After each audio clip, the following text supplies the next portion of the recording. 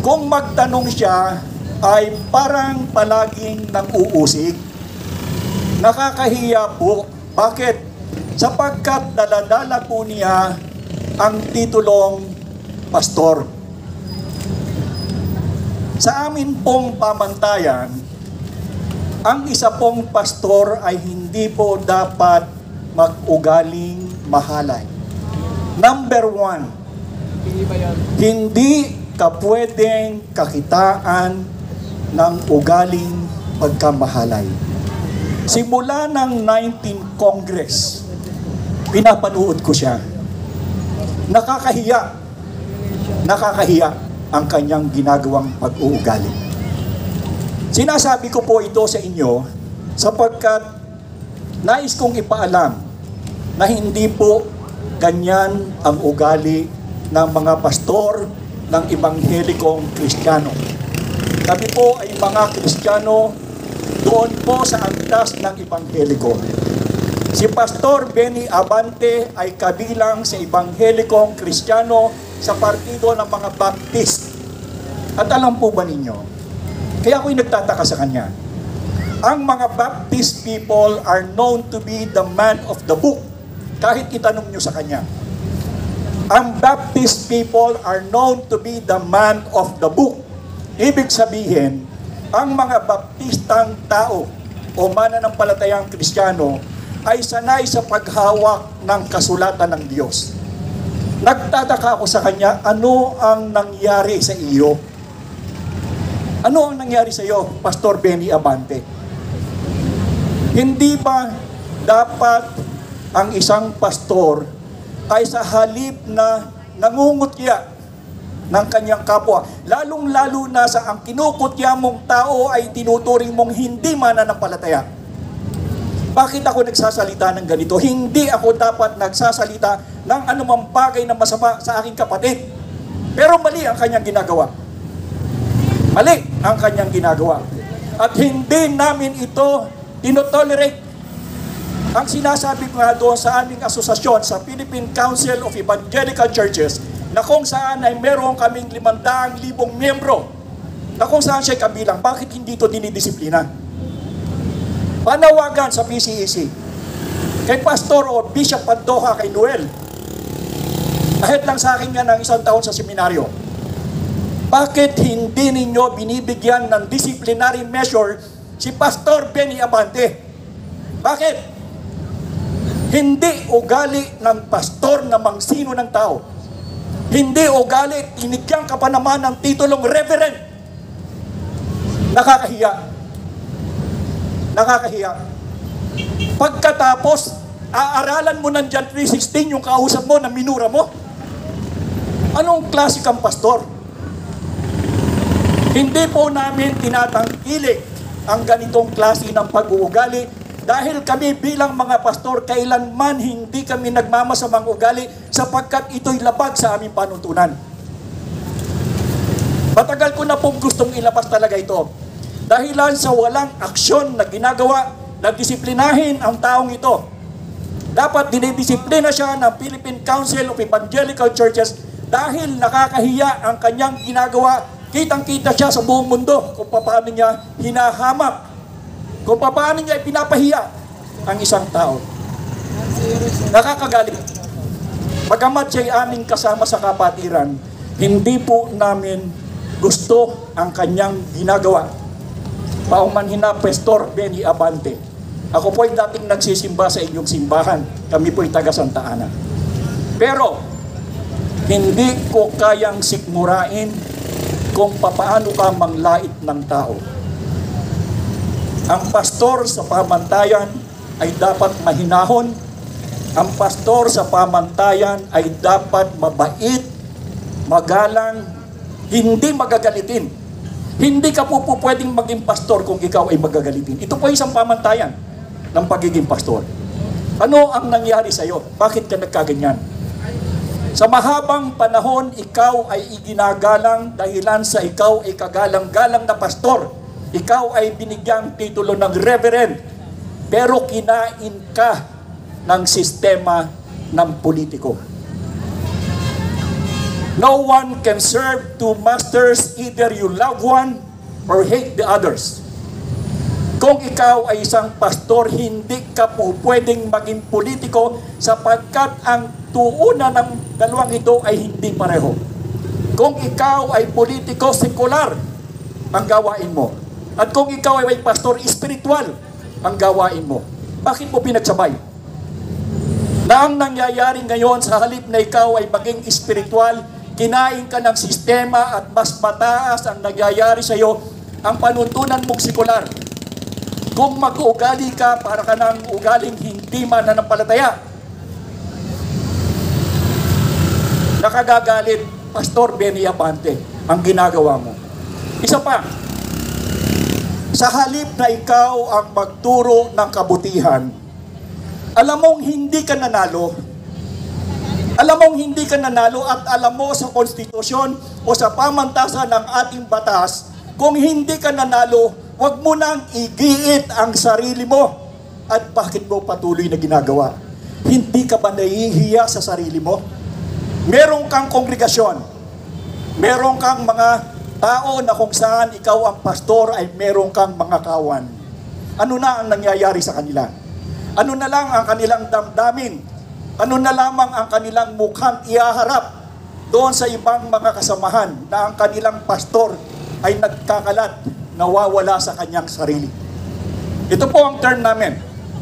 Kapag ang isang Kristiyano na dapat ay espiritual at siya'y namuhay ng sekular, ang tawag namin dito sa taong ito ay karnal. Isang tao na nawala sa sarili. At Pastor Benny Abante, isa kang karnal sa aking paningin. Isa kang tao o ikaw ay isang pastor na nawala sa iyong sarili sapagkat araw-araw o kung basta mayroong committee hearing, nandoon ka, nagagalit. Halos lamunin mo na yung iyong kinakausap. Ganyan ba ang isang pastor? Kung kaya't pinupulaan tayo ng marami, ay merong dahilan.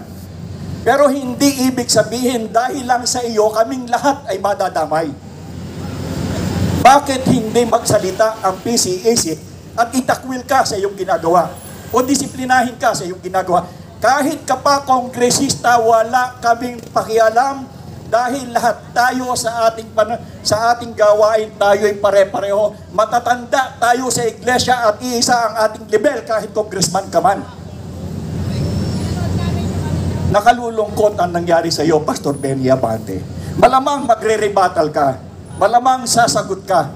Sumagot ka hanggang gusto mo. Pero patuloy ang aking paninindigan hanggat hindi ka nagbabago ng iyong pag-uugali at pagtrato sa taong mga kinakausap mo.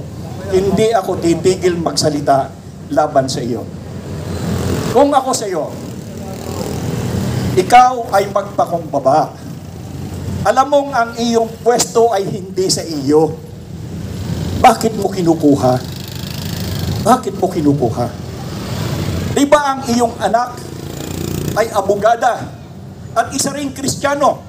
Alam niya ang batas, bakit pinapayagan ka? Ano na ang nangyari? Nilamon na kayo ng sistemang sekular. Labas na sa pamantayan ng inyong pananampalataya. Ayaw kong sabihin atin sapagkat hindi ko ibinibilang na ang iyong pag-uugali ay katulad ko. Hindi po, Pastor Benny Abante. Sa susunod, makikita na naman kita, galit na galit na galit. At kung ikaw ay makipagtanong, hindi ka nagtatanong, ikaw ay nang-uuri ng tao. Tama ba yon? Sabihin nyo nga sa akin doon sa mga kapatiran na kung saan ay nakakapanood, tama ba ang pag-uugali na ginagawa ng isang congressman na tinatawag na si Pastor Benny Abante? Nangungutya siya doon sa mga may proyekto ng flood control. Hindi ba sabi ni Mayor Isko Moreno, ikaw ay mayroong mahigit na 2 bilyon na flood control project? Nasaan ang 2 bilyon na yan? Ang alam ko na naipagawa mo, ay yung hanging bridge sa tawiran ng Punta Santa Ana. Hindi ko alam kung magkano ang ginastos mo doon, pero yan ay dapat mong isiwalat sapagkat yung tulay na hanging bridge na yan ay walang 2 bilyong piso. Bakit? Kita ko yan ng ginagawa.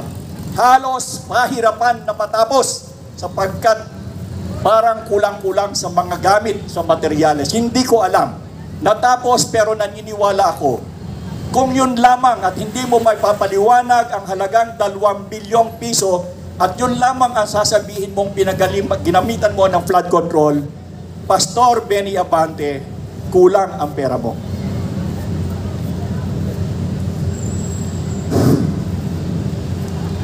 Sana, sa ating paniniwala, Pastor Benny Abante, meron pang promisyon sa katulad natin pagka tayo nagkakamali. Nagtataka ako, dapat sa inyong simbahan, meron kayong mga matatanda sa iglesia na kung saan ang gawain ay tingnan kung tama ang pag-uugali ng kanilang pastor at miyembro. Nasaan ang matatanda sa inyong iglesia para sawayin ka sa iyong ugali? Nasaan? Dati-rati napakataas ng pagtingin ko sa iyo. Napakataas ng tingin ko sa iyo. Pero ano ang nangyari sa iyo? Bakit ka nagkaganyan? Mahalay, Pastor Benny Abante, ang pag-uugali mo. Tuwiran ko nang sasabihin sa iyo na hindi tama ang ginagawa mo. At nakakahiya dahil hindi lamang doon sa inyong simbahan ang nakakakita. Ang nakakakita sa iyo ay buong mundo. Ang iyong simbahan ay international. Yan ang nakalagay sa iyong simbahan. Ibig sabihin, hindi lamang dito sa Pilipinas nakikita ang pag-uugali mo, kundi sa buong mundo. Sana, Pastor Benny Abante, baguhin mo ang iyong sistema. Kung kinakailangan mong magparaya sa iyong sarili, kung kinakailangan mong ikaw ay magpakababa at humingi ng paumanin sa mga taong pinagkasalahan mo sa pamamagitan ng iyong panunuring sa kanila, bilang kapatid at bilang pastor din, hinihimo kita na gawin mo sapagkat ito ang nararapat. Pero kung ang gagawin mo ay ako'y iyong gagantihan, welcome to the club, dahil hindi rin naman ako papayag na ipagpapatuloy mo ang iyong masamang pag-uugali. Nawa, Pastor Benny Abante, hanggat hindi tayo namamatay, may pag-asa tayo, alam mo yan. So meron pang panahon para humingi ka ng paumanhin sa mga taong pinagkamalian mo. Humingi ka ng paumanhin kung kanino ka nagkulang at kung kanino ka nagkasala, dahil Pastor Benny Abante, ganito ang ating ugali. Ganito tayo namumuhay. Tayo ay mga tao na kung saan alam mo kung ano ang ginawa ng Diyos sa atin. Lahat tayo ay may pinagdaan ng masama, subalit tayo ay pinago. At sa ating pagbabago, Pastor Benny Abante, ako'y nakikiusap sa iyo. Sa susunod na iyong pagtalakay sa komite, huwag mo namang sinuhin ang tao. Sa halip na iyong pagalitan, ay iyo siyang payuhan. Tatandaan mo na ang pandinig sa Senado, sa Kongreso o sa Senado, ito ay in aid of legislation. Huwag mong kalilimutan, ang dahilan kung bakit kayo nagtitipon ay in aid of legislation. Hindi kinakailangang lumabas ang tama at totoo sa in aid of legislation, dahil ang titingnan nyo lamang kung ang kanilang ginagawa ay meron ng batas. At kung meron ng batas at ito'y mali at kulang, ang gagawin nyo lang ay mag-amyenda nito. At kung wala pa namang batas sa ganitong klaseng bagay na kanilang ginagawa, ang gagawin ninyo ay gumawa ng batas. Pero hindi para mahiyain ang mga tao na kung saan ay kinukuha nyo bilang resource person. Bakit ka kukuha ng isang tao para kunan mo ng impormasyon pagkatapos iyong hihiyain? Pastor ka, di ba? Bakit mo ginagawa yan? Mali, di ba? Ano kaya kung sa iyo gawin yung ginagawa mo sa iba? Hindi ba? Alam mo kung ano ang sinasabi. Gawin mo sa iba ang gusto mong gawin sa iyong sarili? Gusto mo bang sinisino ka? Hindi nga eh, nagagalit ka agad eh. Sa kaunting bagay na masabi patungkol sa iyo, nagwawala ka na agad eh. Hindi ito tamang pag-uugali, Pastor Benny Abante. Again, I appeal to you. Marami kang natisod. Marami kang pinagkasalahan sa aminin mo at sa hindi. Isa lamang ang tama mong gawin. Ang ipinapayo ko sa iyo, magpahinuhod ka sa mga taong pinagkasalahan mo. Ito ang ating pag-uugali. Hindi tayo nag-uugaling mahalay, Pastor Benny Abante. Wala sa bokabularyo nating mga pastor ang maghalay ng ugali. Tayo ay pamantayan sa ating simbahan. Tayo ang tinitingala ng mga miyembro at tinitingnan nila kung paano tayo lumalakad. Sa inyong simbahan, paano ang lakad ng mga miyembro mo na nakikita na wala kang ginagawa? Minsan nakita ko galit na galit ka eh. Bakit mo ginagawa yan? Kung hindi mo kaya, ang pigilin ang iyong sarili, huwag ka na lang umaten, huwag ka na lang sumama, sa halip, manahimik ka na lamang kung hindi mo kayang pigilin ang sarili mo dahil marami kaming nadadamay sa ginagawa mo. Sana, hindi ko alam kung anong magiging reaksyon mo sapagkat wala pa sigurong tao na sumaway sa iyo. Wala. Dahil kung merong sumaway sa iyo noong una, siguro nagbago ka na. At palagay ko, ito ang unang pagkakataon na sinasaway ka. At hindi ako nangingiming sawayin ka, Pastor Benny Abante, sapagkat alam mo na hindi tama ang iyong ginagawa. Ipaglaban mo man ang iyong paninindigan, mali at mali ka pa rin, kahit anong gawin mo. Ang tamang gagawin mo, Pastor Benny Abante, ay magpakumbaba katulad ng ipinapangaral mo. Gawin mo ito sa iyong sarili. At kapag ginawa mo yan, Pastor Benny Abante, ako'y magpapasalamat sa iyo. Alam mo yan, kung ano ang bunga ng pagkababa, alam mo kung ano ang bunga ng nagpapaumanhin. Yan ay palagi mong itinuturo sa iyong simbahan. Pakiusap ko, gawin mo naman sa iyong sarili. Salamat po.